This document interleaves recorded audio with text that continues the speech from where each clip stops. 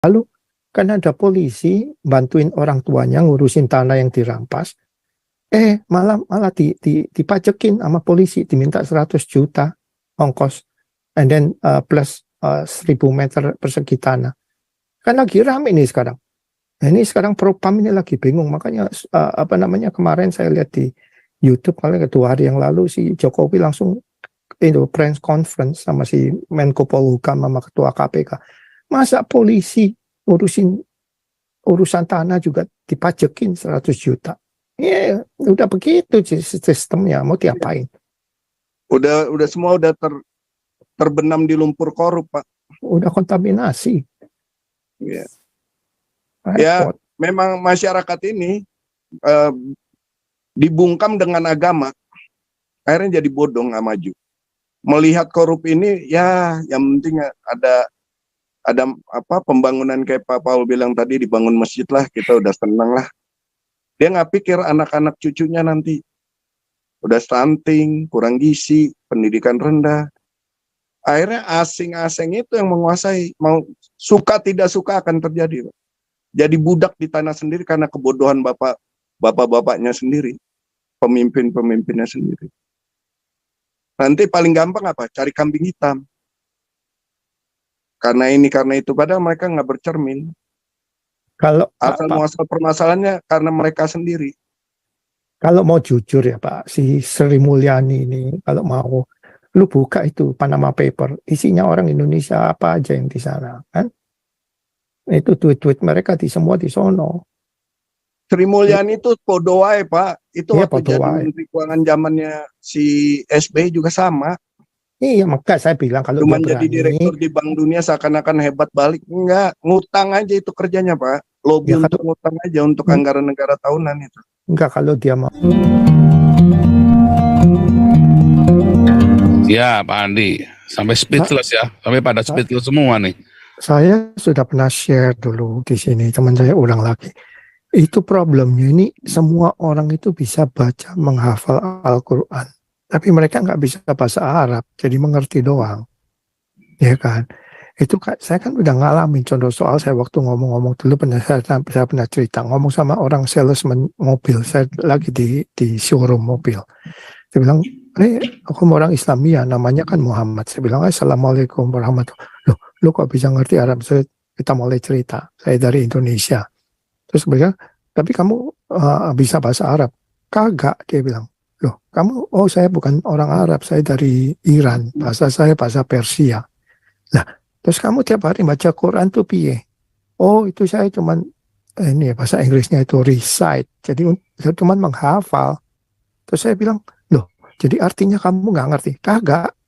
Nah, terus kamu bilang, kalau gitu kamu baca yang translationnya aja bahasa Inggris, supaya kamu bisa mengerti pengajaran. Jadi, balik ke square one, Pak Paul, ini semua ini di Indonesia ini, masjid-masjid, apa kiai-kiai ini bisa bahasa Arab nggak mereka? Kadang-kadang nggak bisa bahasa Arab, jadi mereka di pengertian mengenai Al-Quran itu kacau balau. Itu problemnya, that's the main problem. Mereka itu cuma menghafal. Seperti sekarang nih ya, saya bisa ngajarin si Pak ini, Beta Maluku, orang Ambon nih, saya ajarin lagu Chinese. Ya bisa, nyanyinya bagus kan, pinter nyanyi, bahasanya Chinese. Tapi artinya apa, saya tanya. Kakak ngerti dia, soalnya dia menghafal. Ya itu problemnya di situ, ya Pak Paul. Jadi terus nyambung lagi tadi yang Pak Paul discussion-nya. Saya baru dengar si Ganjar ini bangun juga Masjid Agung di Jawa Tengah, ini baru penggalian batu pertama ya, dan juga. Anyway, so mengenai investasi yang tadi Pak Paul sebut, semua ini kan banyak yang keluar sekarang ini dari China ya, termasuk salah satu perusahaan yang paling gede itu ya, Foxconn itu yang bikin Apple. Mereka keluar dari Cina, larinya kemana? Kok nggak ke negara Arab? Kalau persoalannya itu cheap labor ya, gaji pegawai rendah. Kok nggak ke negara-negara Arab? Larinya mereka ke Vietnam, ke Thailand, Kamboja, ya kan? Jadi kita bisa lihat di situ. Ya. Banyak pabrik sepatu itu kan larinya semua keluar dari Cina sekarang. Jadi sekarang banyak sepatu itu yang made in Vietnam, made in Kamboja. Jadi Terus pertanyaannya, kenapa ini perusahaan gede seperti Foxconn ini ya? Kalau dia kan yang bikin-bikin semua elektronik termasuk Apple Watch, Apple Phone, kok nggak mau ke Indonesia? Kan labor murah di Indonesia. Nah itu pertanyaan besar. Kenapa nggak mau invest di Indonesia? Kenapa nggak mau ke Arabic speaking country ya, negara? Ini is not because of the language ya, bukan karena bahasa, ya kan? Jadi ya itu aja deh Pak Pol ya, saya lihat ya. Jadi mereka ini ya munafik semua. Kalau nggak percaya coba deh, kalau ada waktu jalan-jalan ke Amsterdam daerah Red District itu, bar-bar itu isinya orang-orang Islam, isinya orang-orang yang pakai baju kerudung. Mereka merasa kebebasan di negara asing, ya kan, bisa minum, bisa dansa. Ya itu aja yang saya pengen tambahin dari percakapan tadi. Thank you Pak Pol. Ya, luar biasa. Ini Pak Andi, poligami ya, istri lebih dari satu, pegawai negeri. Ini pegawai negeri di sini dibilang gajinya antara 4 sampai 8 juta nih. Ya kan? Yang paling besar itu tergantung golongan ya. Tapi kalau eselon 1 kayak sekjen itu memang agak besar ya, ada tunjangan segala macam. Tapi tetap nggak masuk akal sampai pegawai negeri bisa menghidupi 2 istri atau lebih dari 1 istri lah, 2 istri. Apalagi kalau udah punya anak 1 istri 1 atau 2 bahkan lebih. Ini gimana mereka mau hidup sejahteranya dengan gaji 4 sampai 8 juta? Bagaimana mereka nggak korupsi Pak? Orang kurang 1 istri aja, 1 anak 4 sampai 8 juta hidup di Indonesia kurang lah. Ya kan? Akhirnya ya jalan pintas semua. Jadi korupsi ini emang udah di setting. Memang harus korupsi. Nggak bisa enggak, kalau nggak survive. Sementara yang kelihatan tuh pegawai negeri bisa mobilnya mewah, rumahnya gedong. Rakyat yang bawahan bego. Sementara kualitasnya mereka kan nggak apa ya, nggak berbobot, nggak bermutu lah pegawai negeri Indonesia. Ya jadi rusak nih negara. Jokowi kalau dia sadar lihat dari gaji aja kemampuan. Sementara jumlah pegawai negeri sipil di Indonesia ini banyak memakan uang anggaran negara kan ini. Tambah korupsinya. Udah nggak ada jalan keluar nih, harus revisi total nih tata negara nih. Pak Peta Maluku. Iya Pak. Di depan mata Jokowi aja dia nggak bisa ngapa-ngapain. Panglima dia itu, panglima tertinggi, itu hartanya 170 M. Dapat 2 bintang dalam waktu 9 bulan. Itu di bawah Jokowi. Kok dia nggak bisa lihat? Duit dari mana? TNI itu gaji berapa? Biarpun dia bintang 4, masa hartanya sampai 170 M? Si Andika itu Pak. Ya, Rumahnya ada di Washington, Virginia. 170 M bisa segala macam. Dia dapat 2 bintang itu within 9 months. Dalam 9 bulan itu dari bintang 2 bisa ke bintang 4. Itu corone piye itu. Itu anak mantunya Hendro Priyono Pak. Exactly. Saya tahu. Ya kan? Nah itu di mata sendiri. Itu duit dari mana? Nah itu Indonesia tuh bodoh Pak. Istri 2, istri 3. Kalau di Amerika istri 2, istri 3 itu income Pak. Soalnya istri-istri pada kerja kan. Kita orang laki di rumah. Itu yang ada yang orang Mormon itu yang istrinya 5 itu yang diusir dari Utah pindah ke Las Vegas, itu istrinya 5. Ini semua 5 cewek kerja, dia di rumah ngurusin anak. Iya. Ya kan? Kalau di Indonesia, aduh payah deh, tahu. Ini lingkaran setannya di sini nih Pak. Karena sistemnya korup, memang pembiaran, korupsi ini pembiaran.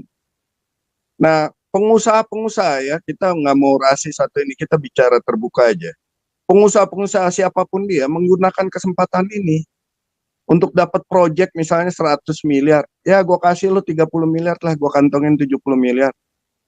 Ya kan? Proyek kerjanya biayanya paling ya 10 miliar. Nggak heran pengusaha-pengusaha siapapun dia tambah kaya karena sistem korup ini. Rakyatnya tambah bego. Jokowi nggak lihat luas. Katanya revolusi mental, hasilnya nggak ada. Pembenarannya di mana? Ya kan? Dari sistem tata negaranya, manajemennya ini loh, pemerintah ini, KPK-nya udah kayak begitu. Jadi udah kusut ini, semua udah korup. Ya, Pak Peta, sekarang kayak yang lagi rame ini minggu lalu, kan ada polisi bantuin orang tuanya ngurusin tanah yang dirampas.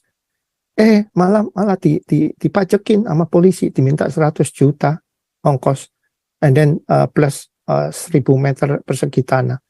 Kan lagi rame ini sekarang. Nah, ini sekarang Propam ini lagi bingung, makanya kemarin saya lihat di YouTube paling 2 hari yang lalu si Jokowi langsung press conference sama si Menko Polhukam sama Ketua KPK. Masa polisi urusan tanah juga dipajekin 100 juta? Ya, udah begitu sistemnya, mau diapain?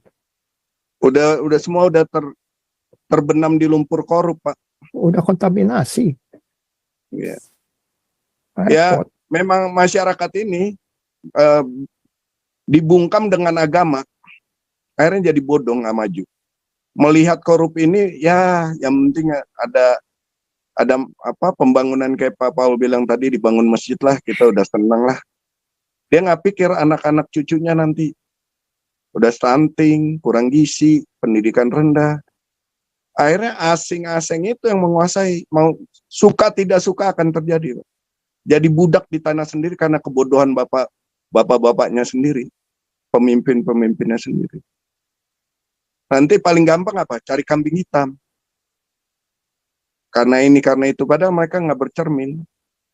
Kalau Asal muasal permasalahannya karena mereka sendiri. Kalau mau jujur ya Pak, si Sri Mulyani ini kalau mau, lu buka itu Panama Paper, isinya orang Indonesia apa aja yang di sana, kan? Itu tweet-tweet mereka semua di sono. Sri Mulyani itu podo wae, Pak. Itu Iya, waktu podo jadi wae. Menteri Keuangan zamannya si SBY juga sama. Iya, maka saya bilang kalau Cuma dia jadi berani, direktur di Bank Dunia seakan-akan hebat balik. Enggak, ngutang aja itu kerjanya, Pak. Lobby Ya, untuk ngutang aja untuk anggaran negara tahunan itu. enggak, kalau dia mau berani menguak aset negara, lihat aja itu Panama Paper. Maksud saya, ya kan? Iya, iya. Kan Ini kalau banyak sampai nama. Papua lepas, melarat Indonesia. Melarat. Itu batu bara itu di Kalimantan dikeruk habis itu. Dibakar itu lagi dibakar habis. Ya kan? Itu kan Cina masuk investasi. Apa namanya itu perusahaannya? Sani apa itu? Ya kan?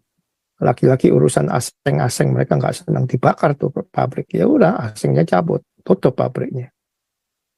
Ya ini pengusaha-pengusaha yang punya duit kan udah gampang cari aman. Yang lain mana nih? Lagi kencing Pak Paul. Ya.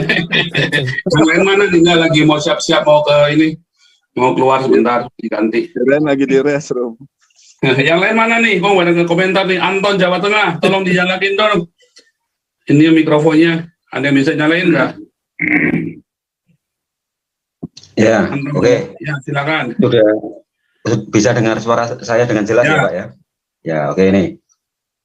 Di wilayah saya itu sekolah-sekolah SD yang sekolahannya itu masih memakai huruf Jawa itu juga masih banyak, Pak. Tapi ada juga yang bertuliskan Arab. Kalau bertuliskan Arab, kayaknya kepengen menegur kepala sekolahnya itu.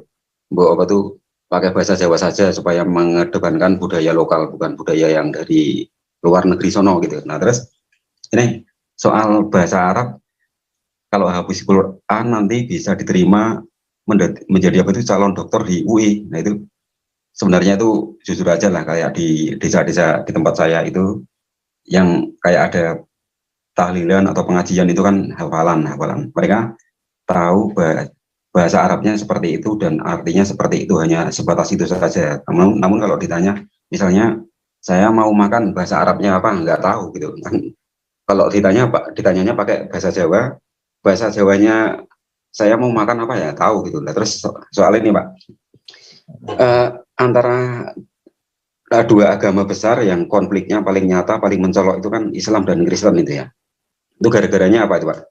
Dulu ketika seseorang berinisial X, ya, tahu sendiri ya, ketika membuat agama baru yang bernama agama RT6 itu kan dengan cara mengait-ngaitkan diri dengan Yerusalem. Coba kalau dia bikin agama baru, agama RT6 itu misalnya mengait-ngaitkan diri dengan tanah kelahiran Sang Buddha. Nah, nanti konfliknya kan antara mereka RT6 dengan agama Buddha, dengan orang Buddha, dengan itu ya kan, bukan dengan Kristen. Nah, mungkin begini Pak, apa tuh orang Kristen dan orang Islam di seluruh dunia itu duduk rapat bikin kesepakatan, ya udahlah apa tuh Isra Mi'rajnya itu dirubah saja, bukan dari Mekah ke Masjidil Aqsa di Israel, tapi dari Mekah ke tanah kelahirannya orang Buddha, biar konfliknya itu teralihkan, bukan antara Islam dengan Kristen lagi, tapi Islam dengan Buddha. Nah gitu. Secara guyonan kan begitu Pak. Ya. Udah, saya ingin ngomong itu aja Pak. Mungkin yang lain gitu. Halo? Saya tahu Pak itu bahasa Jawanya. Aku mau makan. Iya, kalau bahasa Jawa ngerti. Cuma kalau bahasa Arab kan mereka enggak, saya bahasa ngerti, Arabnya. Ya. Kulo Arab badok.